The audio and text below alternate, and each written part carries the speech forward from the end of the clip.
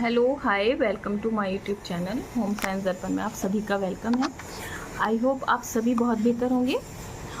जैसे कि हमने लास्ट वीडियो में कवर किया है आपके स्पाइसेस, फ्रूट्स, वेजिटेबल्स, ये हमने लास्ट वीडियो में कवर कर लिया है, जो एग्ज़ाम के पॉइंट ऑफ व्यू से बहुत ज़्यादा इम्पॉर्टेंट है। तो जिन लोगों ने वो वीडियो नहीं देखी है वो प्लीज़ जा कर के प्लेलिस्ट में देख सकते हैं, और जो अपकमिंग आपका नेट एग्ज़ाम है उसमें भी वो बहुत ज़्यादा हेल्पफुल रहने वाली है, तो ज़रूर आप देख लें। ठीक है, आज हम कवर करने वाले हैं उसी सीरीज़ में आगे शर्कराएँ, यानी कि शुगर के बारे में। तो ठीक है, देख लेते हैं। शर्कराएँ कार्बोस का रूप है। ये शरीर को जो है वो ऊर्जा प्रदान करती हैं। ग्लूकोज, फ्रैक्टोज, चीनी प्रमुख शर्कराएँ हैं। चीनी जितनी ज़्यादा संशोधित होती है, पोषक मूल्य उतना ही कम हो जाता है। कहने का मतलब यह है कि वो जितना ज़्यादा आप उसको रिफाइंड करेंगे, उसको ज़्यादा प्रोसेस करेंगे, उसका जो वैल्यू है, पोषक जिसमें न्यूट्रिएंट वैल्यू है, वो कम हो जाएगी। इसे ईंधन के रूप में प्रयोग किया जाता है। गुड़ में भी शर्करा पाई जाती है। ये पाचनीय पदार्थ है। ये केवल ईंधन के रूप में ही प्रयोग होता है। बहुत शक्ति देती है। ये जितनी संशोधित होती है उतना ही इसकी वैल्यू कम होती चली जाती है। इसका अधिक मात्रा में प्रयोग करना प्रॉब्लम क्रिएट कर देता है। जैसे कि जस्ट लाइक अगर हम ज़्यादा अपनी डाइट में कंज्यूम करते हैं शुगर, तो जाहिर सी बात है कि आगे चल के वो हमें कई नई बीमारियों की पहल कर सकती है। वो इसका अधिक सेवन किया जाता है, वसा किया जाए तो ये वसा के रूप में बदल जाती है। शरीर का भार बढ़ा जाती है। ये वेट गेन करने में वेट गेन करती है। अधिक मात्रा में शर्करा का प्रयोग दांतों के लिए हानिकारक है। आपने देखा होगा कि जो अगर हम लोग कोल्ड ड्रिंक या कुछ इस तरह की ड्रिंक्स जो कि जिसमें शुगर काफ़ी मात्रा में होती है, तो जो दांतों का एक टीथ है उस पर एक लेयर सी क्रिएट कर देती है। बच्चों के लिए अधिक मीठा हानिकारक है। इसकी अधिकतर सेवन पाचन संस्थान विकारग्रस्त बना देता है तथा बदहजमी उत्पन्न करता है। शर्करा का प्रयोग कई प्रकार से किया जाता है। ये पीने वाले पदार्थ, मुरब्बा डालने में, क्योंकि प्रिजर्वेशन के तौर पे भी हमें यूज़ करते हैं। फलों को संरक्षित करने में, आइसक्रीम में, टॉफ़ी में, पुडिंग में, मिठाई में, इन सभी में जो है वो हम शुगर का यूज़ करते हैं। स्वाद में मीठी होती है, जल में घुलनशील है। शक्कर कई रूप में उपलब्ध होती है, जैसे गन्ने की शक्कर, अंगूर की, माल्ट की, सैक्रीन। सैक्रीन शक्कर से 650 गुना अधिक मीठी होती है। ये क्वेश्चन बन सकता है FIQ फॉर TGT एग्ज़ाम के लिए कि सैक्रीन शक्कर से कितना गुना अधिक होती है, तो आप इसको ज़रूर अपने नोट्स में मेंशन कर लें। ठीक है, उसके बाद आ जाते हैं हम, इसका उपयोग चिकित्सा के परामर्श से ही किया जाना चाहिए। ठीक है, तो ये हमारा हो गया है फिनिश। अब हम स्टार्ट कर रहे हैं वनस्पति दूध। कि वनस्पति दूध क्या है, किस तरह से, आइए चलिए देखते हैं। वनस्पति दूध, सोयाबीन का दूध सबसे पहले आया है हमारे पास। क्या? सोयाबीन का दूध, सोया मिल्क। ठीक है, आजकल गाय भैंस के स्थान पर सोयाबीन का दूध प्रयोग किया जाता है। इसमें सभी न्यूट्रिएंट्स यानी कि पोषक तत्व विद्यमान है। सोयाबीन से दूध निकालने के लिए सोयाबीन को 3 से 4 घंटे तक जो है पानी में भिगोते हैं, धूप में सुखाकर उसका छिलका उतार लेते हैं, फिर रात को भिगोते हैं, फिर 12 घंटे बाद उसको मैश करते हैं। उसके बाद सोडियम बाइकार्बोनेट यानी कि मीठा सोडा जो हम किचन में यूज़ करते हैं, गर्म घोल में 10 मिनट तक भिगोते हैं। इस मिश्रण को 15 मिनट तक उबालते हैं, तब ठंडा करते हैं, छान लेते हैं, तो हमें क्या मिल जाता है, आपको मिल जाता है सोयाबीन मिल्क। ठीक है, अगर इसकी न्यूट्रिएंट्स वैल्यू देखें तो वसा इसमें 3.2 होती है। ठीक है, अच्छा, सोयाबीन में कितना परसेंट होता है प्रोटीन? 42%। 42 से 47 के आसपास रहता है, तो आप इसे याद रखिएगा, ये PYQ है। आयरन 5.1 होता है, कैल्शियम 5.1, कैल्शियम, उसके बाद विटामिन B 52 0.052%, उसके बाद B2 है 0.24% और कार्बोस 3.2%। देखिए, एक बार हम इसका प्रोसेस ज़रूर देख लेते हैं, क्योंकि प्रोसेस पूछा जा सकता है कि सोयाबीन की दूध निकालने के लिए हम सबसे पहले 3 से 4 घंटे उसे पानी में भिगोते हैं, फिर उसको सुखाते हैं, उसका छिलका निकालते हैं। छिलका निकालने के बाद फिर उसको भिगोते हैं, फिर 12 घंटे के लिए उसे भिगोते हैं, और फिर उसके बाद रगड़ते हैं और सोडियम बाइकार्बोनेट के घोल में उसे 10 मिनट भिगोते हैं, उबालते हैं, तभी हमें सोयाबीन मिल्क मिलता है। ठीक है, नेक्स्ट आ जाते हैं मूंगफली का दूध यानी कि पीनट्स मिल्क के बारे में। ये दूध बहुत लाभदायक है। ठीक है, यानी कि अगर इसका देखा जाए तो ये बहुत हेल्दी है, लाभदायक है। इसमें उत्तम किस्म की मूंगफली का प्रयोग किया जाता है। बेस्ट क्वालिटी के हमें पीनट चाहिए। सबसे पहले मूंगफली का छिलका उतार लेते हैं, पानी में भिगोते हैं, सिल पर पीस कर लुगदी यानी कि उसका पेस्ट, थिक पेस्ट बना लेते हैं। 1 किलो लुगदी में 30 कप पानी डाल के आधा प्याला चूने का स्वच्छ पानी मिलाते हैं। घोल को छानकर 25 मिनट तक उबालने पर मूंगफली का दूध हमें मिल जाता है। उसके बाद चीनी डालकर उसका यूज़ किया जा सकता है।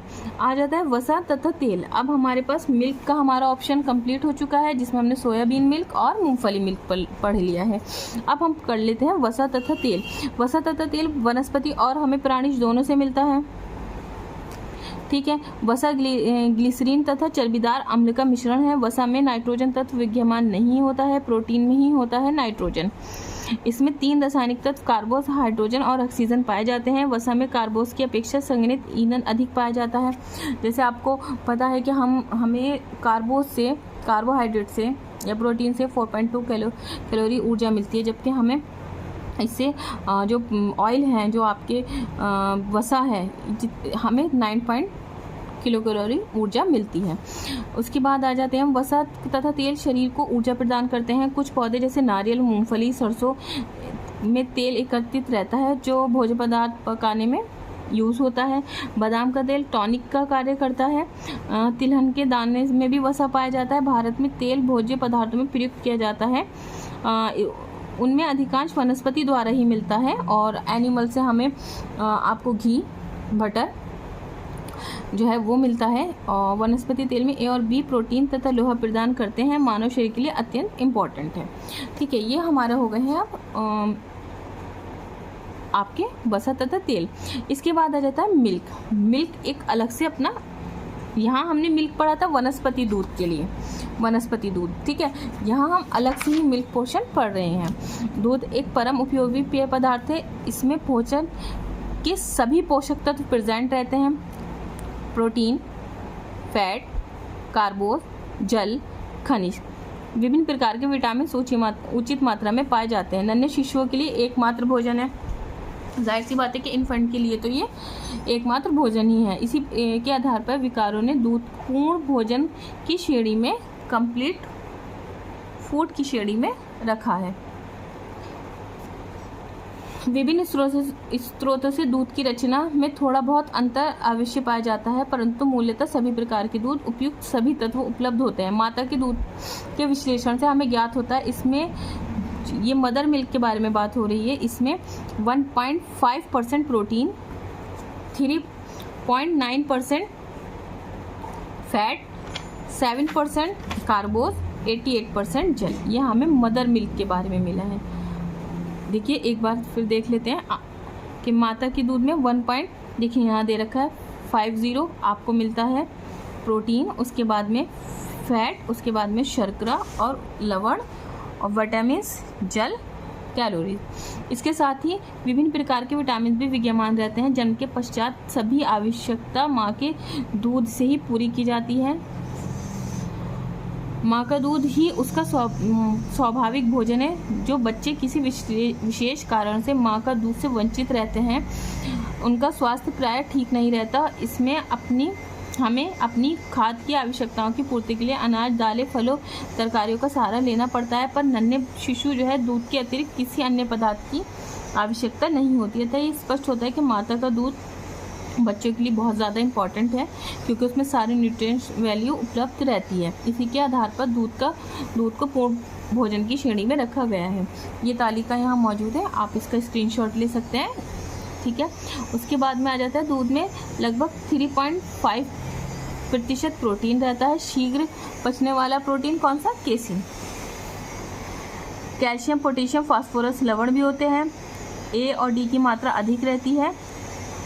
विटामिन बहुत कम, अन्य विटामिन बहुत कम रहते हैं, और सी तो होता ही नहीं है। विटामिन सी दूध में नहीं प्रेजेंट होता है। ठीक है, उसके बाद में आ जाते हैं दूध में वसा घुलित रूप में रहने के कारण शीघ्र पचती है। इसकी शर्करा को हम लैक्टोज कहते हैं, जो शीघ्र पच जाती है। ठीक है, अब आ जाते हैं हम इसकी इम्पोर्टेंस बाल्यावस्था में। यहाँ दे रखी है इम्पोर्टेंस, ठीक है, यौवन अवस्था में, वृद्ध अवस्था में। ठीक है, तो आप वीडियो ज़्यादा बड़ी हो जाएगी, आप इसको स्क्रीनशॉट ले करके पढ़ सकते हैं या पॉज करके भी पढ़ सकते हैं। या बीमारी में प्रौढ़ावस्था में दिया हुआ है, ये देख सकते हैं। गर्भावस्था में ये दैनिक आहार में 450 कैलोरी अधिक उष्णता उत्पन्न करने वाला आहार की आवश्यकता रहती है। तो यहाँ मिल्क इम्पॉर्टेंट हो जाता है। दूध की प्रयोग की विधि यहाँ पर मौजूद है। थोड़ा सा हम दूध की प्रयोग की विधि देख लेते हैं, यहाँ से भी क्वेश्चन बनते हैं। यह आवश्यक है कि दूध स्वस्थ पशु का हो और सफाई से धुआ तथा रखा गया हो। एक उबाल के दूध पानी स्वास्थ्य के लिए अच्छा माना जाता है, मतलब बॉईल करके उसको अच्छा माना जाता है, क्योंकि उसमें बैक्टीरिया नहीं रहता है। अगर कोई जीवाणु होता है तो ताप से नष्ट हो जाता है। दूध उबालने के लिए उसमें विटामिन सी नष्ट हो जाता है। अधिक उबालने से अन्य विटामिन भी नष्ट हो जाते हैं। आयोडीन वाष्पित हो जाता है, अन्य तत्व गरिष्ठ हो जाते हैं। दूध को देर तक सुरक्षित रखने के लिए फ्रिज में रखा जाता है, किंतु ये सुविधा बहुत कम होती है। डेयरियों में दूध का पासूतर क्रिया करके, पास्चुराइजेशन करके बोतलों में सीलबंद करके बांटा जा सकता है। इस विधि में दूध को 60 से 65 डिग्री सेंटीग्रेड ताप पर आधे घंटे गर्म किया जाता है। इसके बाद दूध को तुरंत बर्फ द्वारा ठंडा करके 0 डिग्री सेंटीग्रेड पर लाया जाता है और दूध को बंद बर्तन में रखा जाता है। ये दूध रोग उत्पन्न करने वाले जीवाणु रहित हो जाता है। इसी से कभी किसी प्रकार की बीमारी फैलने का कारण नहीं रहता है। साथ ही इस विधि से गर्म करने से विटामिन सी अतिरिक्त अन्य जो पोषक तत्व हैं वो नष्ट हो जाते हैं। ये दूध 3 से 4 दिनों से अधिक ठंडक में भी नहीं रखा जा सकता है। ठीक है, एक इसका भी टाइम पीरियड है। घर में यदि कभी दूध रखना है तो 4 घंटे बाद उसमें पुनः एक उबाल लेना चाहिए। मतलब अगर आपके पास फ्रिज नहीं है तो उसे 3-4 घंटे बाद फिर से बॉईल कर लेना चाहिए, ये यहाँ बताया गया है। और पानी गर्मी में एक पानी के टब में वो बर्तन रखना चाहिए ताकि दूध जो है आपका सही रहे। उसके बाद दूध से बने पदार्थों के बारे में देख लेते हैं। दही है। दूध का दही जमाने में परिवर्तन करने वाला कौन सा बैक्टीरिया होता है? बैसिलस लैक्टिक के कारण दूध से दही बनता है। ठीक है, और ये सरलता से पच भी जाता है। मट्ठा है जो हमें दूध से प्राप्त होगा। उसके बाद मक्खन है। मक्खन में हमें 92% फैट मिलता है। घी आ गया है। उसके बाद में पनीर आ जाता है। तो क्या होता है कि पनीर के बारे में देख लेते हैं। ये भी दूध का ही टाइप है और हमारे यहाँ इसका प्रचलन कम है। इसे तैयार करने के लिए गर्म दूध में थोड़ा सा अम्ल, यानी कि आप उसमें सिरका डाल सकते हैं या फिर नींबू का रस डालकर उसको फाड़ लिया जाता है और जो केसिन जो उसका प्रोटीन होता है वो जम जाता है। चिकनाई सहित छानकर अलग कर लिया जाता है उसी प्रोटीन को और वो पनीर बन जाता है। उसके बाद में आ जाता है छेना। ठीक है, उसके बाद में आ जाता है खोया। स्किम्ड मिल्क उसको दूध को पका करके उसमें इतना पकाते हैं कच्चे दूध में, जब यंत्रों की सहायता से संपूर्ण वसा निकाल लिया जाता है तो शेष तरल पदार्थ रह जाता है, उसे स्किम्ड मिल्क कहते हैं। सेपरेटर का दूध। ठीक है, वसा को छोड़कर दूध के सभी पोषक तत्व विद्यमान रहते हैं। अत्यंत सुपाच्य होता है। किसी को लगता है कि वो फुल फैट नहीं ले सकता है तो वो स्किम मिल्क ले सकता है। अच्छा, कंडेंस मिल्क जिसके बारे में मैं बात कर रही थी अभी, जब यंत्रों की सहायता से दूध का लगभग 2 से 3 जलांश वाष्पीकृत, यानी कि वो वाष्प हो जाता है तो गाढ़ा हो जाता है। दूध पकते पकते जब गाढ़ा हो जाता है तो कंडेंस दूध कहते हैं। काफ़ी समय तक टिकाऊ होता है। बाज़ार में ये पैक्ड मिलता है। ये चाय, कॉफ़ी, पुडिंग, खोया, रबड़ी आदि बनाने में हेल्पफुल है। और भी मिठाइयाँ बनाई जाती हैं। फिर है ड्राई, जो कि प्रोसेस करके जो आपको ड्राई पाउडर के रूप में मार्केट में मिलता है, यानी कि ड्राई मिल्क यहाँ है। दूध से बने पदार्थ यहाँ पर मौजूद है। इसके बाद हम नेक्स्ट आ जाते हैं। यह हमारा मिल्क कंप्लीट हो गया है। अब आ जाते हैं मीट के बारे में। मांस बकरा, मुर्गा, हिरन, तीतर, खरगोश, केकड़ा, ये सब पशु पक्षियों से प्राप्त है। इसका प्रयोग ठंडे देशों में किया जाता है। भारत में भी मांसाहार प्रवृत्ति बढ़ती जा रही है। हमारे शहर में देश में बकरे मुर्गे आदि के मांस के बारे में बात की गई है, और ये यहाँ पे वसा इसमें जो मौजूद है उसके बारे में बताया गया है। ठीक है, ताज़े मांस की विशेषताएं हैं, ये आप स्क्रीनशॉट लेकर के या पॉज करके पढ़ सकते हैं। ये यहाँ पे खराब मांस के उपयोग से हमें प्रॉब्लम कौन कौन सी देखने को मिल सकती है, ये यहाँ मौजूद है। रोगी पशु के मांस खाने से रोग के कीटाणु संक्रमण हो जाते हैं। पशुओं को सामान्यतः क्षय रोग, प्लेग, मुखपाद, एंथ्रेक्स आदि रोग अधिक होते हैं। तो ये आप इसको अपने नोट्स में लिख सकते हैं। चेचक, मोतीजहर, निमोनिया, रेबीज आदि पशुओं में भी सामान्य है। इन रोगों से पीड़ित पशुओं का मांस के सेवन से दूर रहना चाहिए क्योंकि ये रोगदायक है। ठीक है, बीमारियां क्या है, ठीक है, ये यहाँ पे मौजूद है। अब हम देख लेते हैं मछली जो हमें जल के माध्यम से प्राप्त होगी, नदी, तालाब, समुद्र में पाई जाती है। ठीक है, ये यहाँ पर शीघ्र पच जाती है, ये यहाँ मौजूद है। इस आप इसको पॉज करके पढ़ सकते हैं, ये सारी डिटेल यहाँ पर मौजूद है। उसके बाद में हम आ जाते हैं नेक्स्ट एग के बारे में। अंडा एक स्वास्थ्यवर्धक महत्वपूर्ण प्राणी जगत भोज्य पदार्थ है। अंडा पक्षी वर्ग में पक्षियों जैसे मुर्गा, बत्तख, तीतर, बटेर आदि से प्राप्त होता है। ठीक है, और अंडे में शरीर के निर्माण, वृद्धि, विकास के लिए आवश्यक सभी जो पोषक तत्व हैं पाए जाते हैं। अंडे में दो भाग होते हैं, सफ़ेद तथा पीला, यानी कि येलो और वाइट भाग। सफ़ेद भाग में एल्ब्यूमिन नामक प्रोटीन होता है, ये आप इसको ज़रूर लिख लें अपने नोट्स में। ठीक है, जबकि पीले भाग, मध्य भाग जो होता है वो सभी पोषक तत्व इसी में पाए जाते हैं। पीला भाग जिसे योग कहते हैं, ये अधिक उपयोगी है। संपूर्ण भाग का 6/10 भाग सफ़ेद भाग और 3/10 भाग पीला, यानी कि बाहर कैल्शियम का निर्मित कवच होता है। संगठन प्रोटीन 13.5, वसा 13.7, कार्बोज 0.7, लवण, जल, vitamin D, calcium, iron, phosphorus प्रचुर मात्रा में होता है। राइबोफ्लोविन, विटामिन B12 प्राप्त होता है। अंडों का उपयोग आप आमलेट बनाकर, बॉईल करके, पोच करके, करी बना के, हाफ फ्राई करके, जिस तरह से चाहें हम उसका यूज़ कर सकते हैं। उसके बाद में आ जाता है जंक फूड। जंक फूड के बारे में देख लेते हैं। जंक फूड शब्द का अर्थ उस भोजन से है जो स्वस्थ शरीर के लिए बिल्कुल भी अच्छा नहीं है किंतु बनाना आसान है। जो हेल्थ की पॉइंट ऑफ व्यू से तो अच्छा नहीं है पर उसको बनाया आसान है। इसमें पोषक तत्व की कमी होती है, शरीर के तंत्र के लिए हानिकारक है। ठीक है, ज़्यादातर जंक फूड में उच्च स्तर का वसा यानी कि ट्रांस फैट मौजूद होते हैं, शुगर ज़्यादा होती है, नमक ज़्यादा होता है, बुरे कोलेस्ट्रॉल से परिपूर्ण होता है जो स्वास्थ्य के लिए जहर का काम करता है। इसमें पोषक तत्वों की कमी पाई जाती है, इसलिए आसानी से कब्ज़ और अन्य बीमारियां हो जाती हैं। जंक फूड ने अच्छे स्वाद और आसानी से पकने के काम बहुत अधिक प्रसिद्धि प्राप्त कर ली है। बाजार में पहले से ही निर्मित जंक फूड पॉलीथीन में पैक होकर उपलब्ध थे। बहुत से लोग अपने व्यस्त दिनचर्या की जो लाइफ थी इसलिए उसको यूज़ करते थे।